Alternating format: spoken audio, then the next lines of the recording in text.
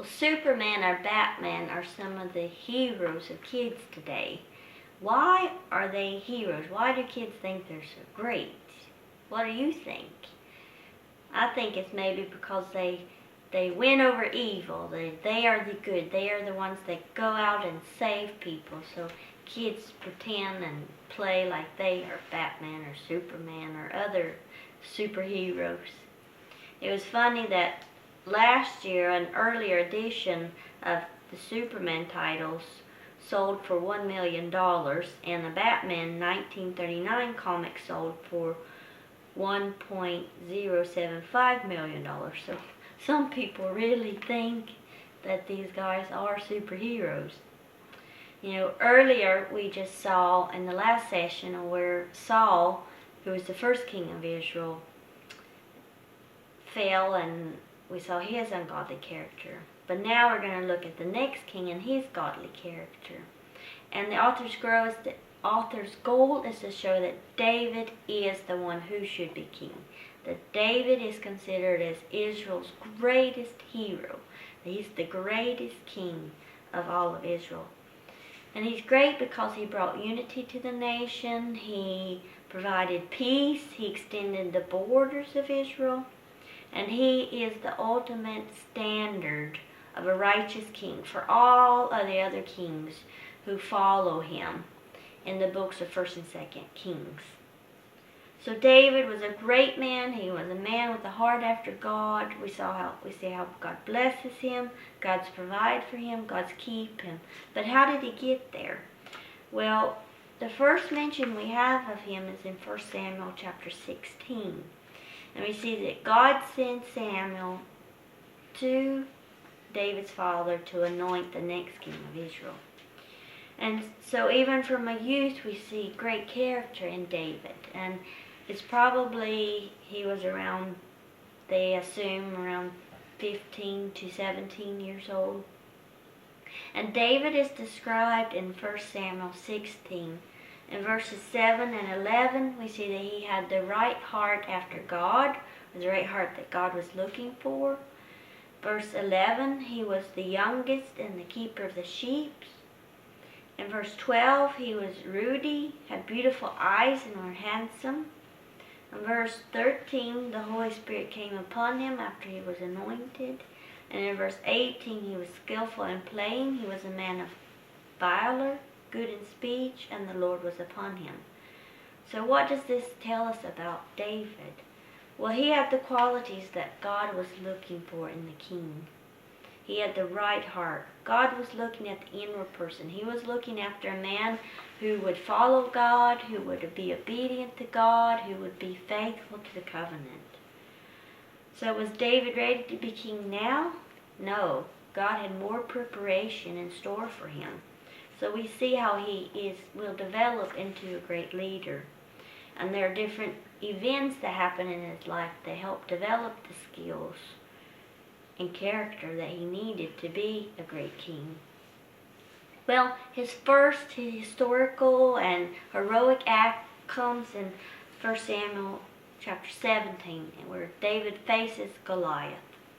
And Goliath would have been about 9 feet or 2 inches or 280 centimeters, and his armor would have weighed about 125 pounds or 57 kilos.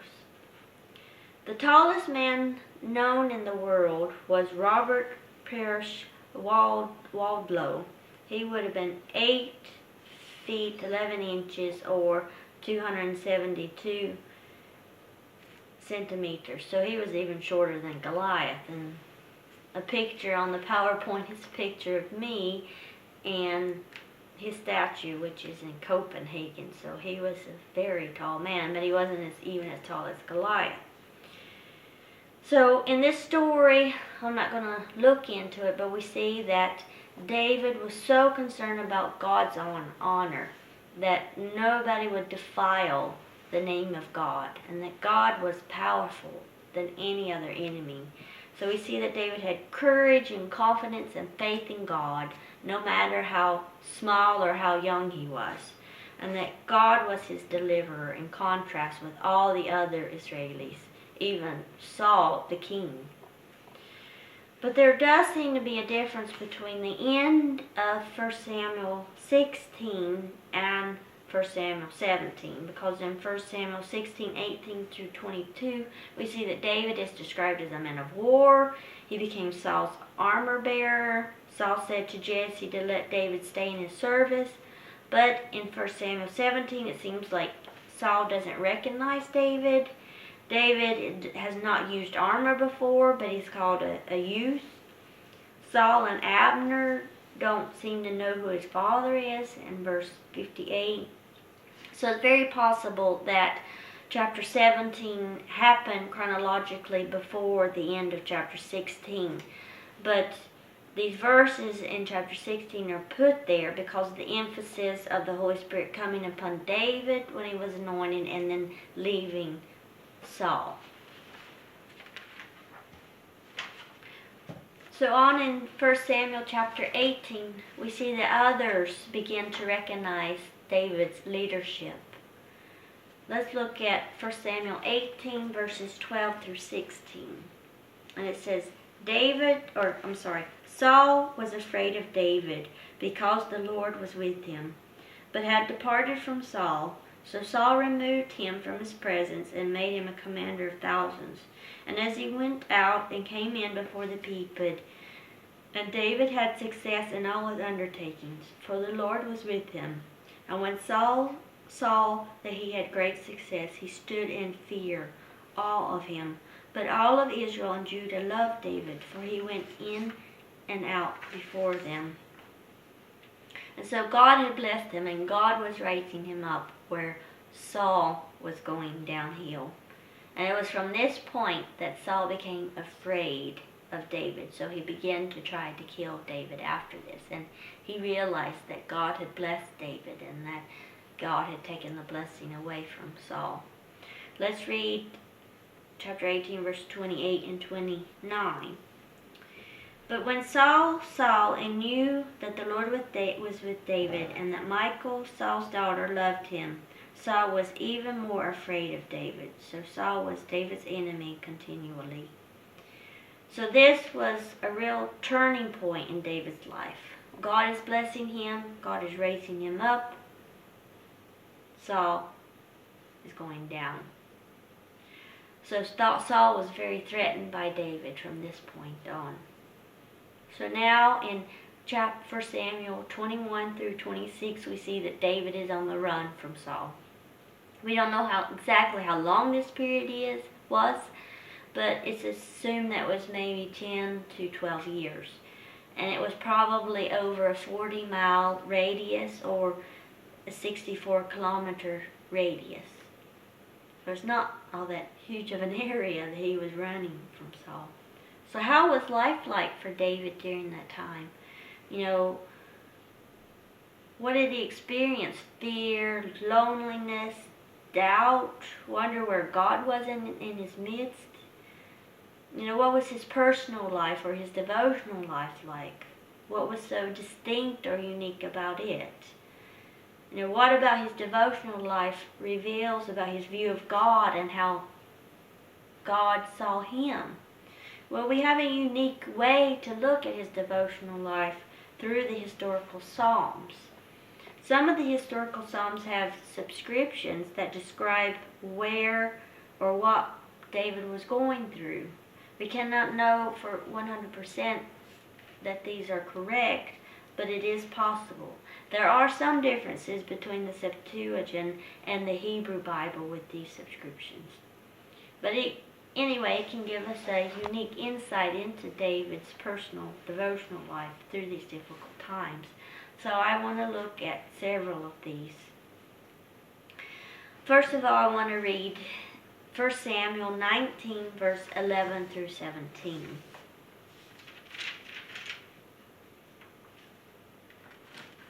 Saul sent messengers to David's house to watch him, that he might kill him in the morning. But Michal, David's wife, told him, "If you do not escape with your life tonight, tomorrow you will be killed." So Michal let David down through the window, and he fled away and escaped. But Michal took an image and laid it on the bed and put a pillow of goat's hair at his head and covered it with clothes. And then Saul sent messengers to take David. She said, "He is sick." And when Saul sent messengers to see David, saying, "Bring him up to me in the bed, that I might kill him." And then the messengers came in, and behold, the image was in the bed, and the pillar of goat's hair was on his head. And Saul said to Michal, "Why have you deceived me thus, and let my enemy go, so he has escaped?" And Michal said to Saul, and he said to me, "Let me go, why should I kill you?" Now David fled and escaped, and he came to Samuel at Ramah, and told him all that Saul had done to him. So the event is when Saul was trying to kill David, and his wife Michal helped him. Let's read Psalms 59. I'm not going to read the whole psalm because of time, but we can read a couple of verses. Let's read verses 1 through 6, which says, "Deliver me from my enemies, O Lord my God. Protect me from those who rise up against me. Deliver me from those who work evil, and save me from the bloodthirsty men. For behold, they lie in wait for my life. Fierce men stir up strife against me. For no transgression or sin of mine, O Lord, for no fault of mine, they run and make ready. Awake, come to meet me and see. You, Lord of hosts, are God of Israel. Rouse yourself to punish the nations, and spare none of those who treacherously plot evil. Even evening they come back and howl like dogs and prowl around the city." And then verses 8 through 10. "But you, O Lord, laugh at them. You hold all the nations in derision. And, O my strength, I watch for you, O Lord, are my fortress. My God in steadfast love will meet me. God will let me look into triumph over my enemies." And then in verse 17, "O my strength, I sing praises to you. For you, O Lord, are my fortress, the God who shows me steadfast love." So here we can see that David's devotional life, or how he worshiped God. In Psalms, we can see how he cried out for God for help when his life was endangered. He even praised God. So how did he view God? What did God think about him? Well, in Psalms that we just read, we see that he saw that God was in control of the situation, that God was his fortress, his help, and his judge. What can we learn about David's emotions or character, or how he related to God? Well, in Samuel, we see he was afraid, so he left. He fled for his life. And in Psalms, we can see how he was distressed, maybe afraid, but he trusted in God to save him. And he trusted that God would deal with his enemies. So it's unique how we can see from another viewpoint of the story that's in Samuel, we can see some of the emotions and things he was going through the Psalms. One other one I want to look at is in 1 Samuel chapter 21, and read verses 10 through 15. And this is when he fled to the king Asa of Gath. "And David arose and fled that day from Saul, and went to Asa the king of Gath. And the servants of Asa said to him, Is this not David the king of the land? Did they not sing to one another in his dances? Saul struck down his thousands, and David his 10,000s. And David took these words to heart, and was much afraid of Asa the king of Gath.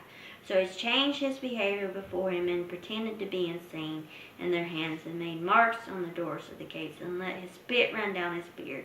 And then Asa said to his servants, Behold, you see this man is mad. Why then have you brought him to me? Do I lack madmen, that you have brought this fellow to behave as a madman in my presence? Shall this fellow come into my house? And then chapter 2, verse 1, then David departed from there and escaped. And then in Psalms, let's turn to Psalms 34.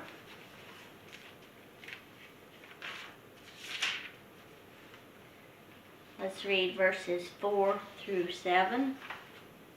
I sought the Lord, and he answered me, and delivered me from all my fears. To those who look to him are radiant, and their faces shall never be ashamed.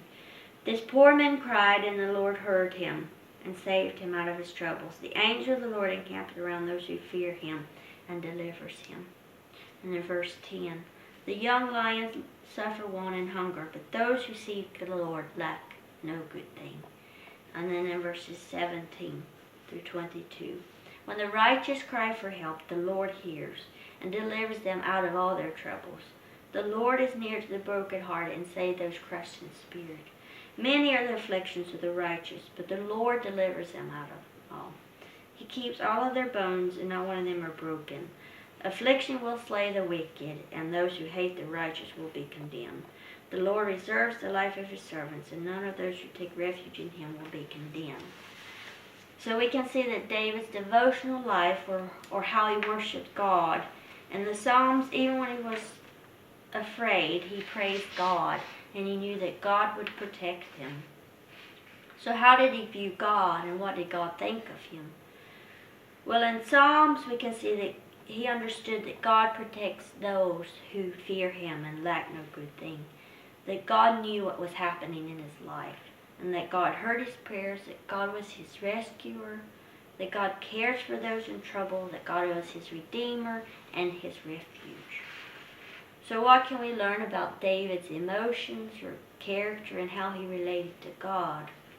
Well, in Samuel we can see that he was very afraid, and he acted like a madman. He did a drastic measure. He was acting crazy to save his life. And then in Psalms 34 we knew that he knew that God heard him, and that he wouldn't lack any good thing, and that God was aware of his situation, and that God protected him and helped him to escape. So one last event I want to look at is when David is in the wilderness of Zeph at Hordest. And that is in 1 Samuel 23, verses 14 through 24.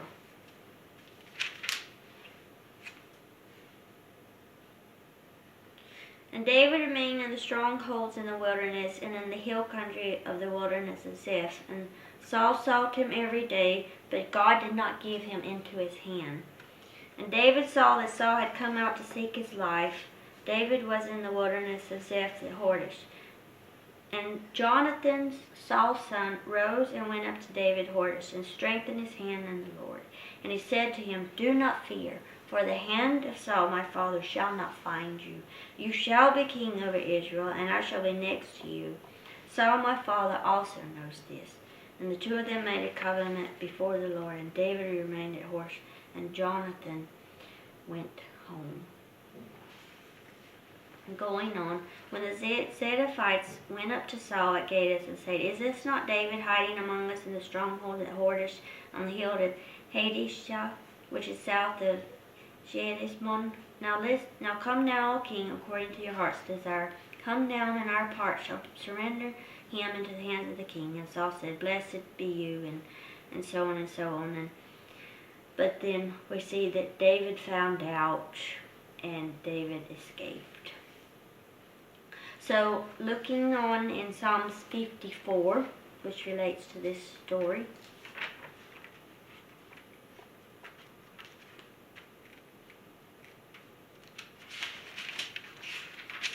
It reads, "O God, save me by your might, and vindicate me by your might. O Lord, hear my prayer, and give ear to the words of my mouth. For strangers have risen against me. Ruthless men seek my life. They do not seek God before themselves. Behold, God is my helper. The Lord is the upholder of my life. He will return the evil to my enemies, and in your faithfulness put an end to them. With a freewill offering I will sacrifice to you. I will give thanks to your name, O Lord, for it is good. For he has delivered me from his trouble, and my eyes have looked into triumph on my enemies." So we see that David's devotional life, or how he worshipped God. In Samuel, we see that he may have felt discouraged, so God sent Jonathan, his friend, to encourage him. And in Psalms, we see how he asked God for help and judgment on his enemies, and he praised God for his deliverance, which God did. And how did David view God, and what did God think about him? Well, in the Psalms, we see that God is his help, his vindicator, upholder of life, that God was faithful to judge his enemies, and that God would deliver him from his enemies. So then what can we learn about David? character, his emotions, and how he related to God in this circumstance. When Samuel, we can see that he let others encourage him and what was happening. In Psalms, we can see how he expressed himself to God. He saw God as his deliverer. He knew God's character, and he was not afraid to ask God for help. But yet he let God take care of it. There is a handout that is on the website that will provide other events from David's life and the Psalms that relate to that event. So it would be good for you if you have time to look at that.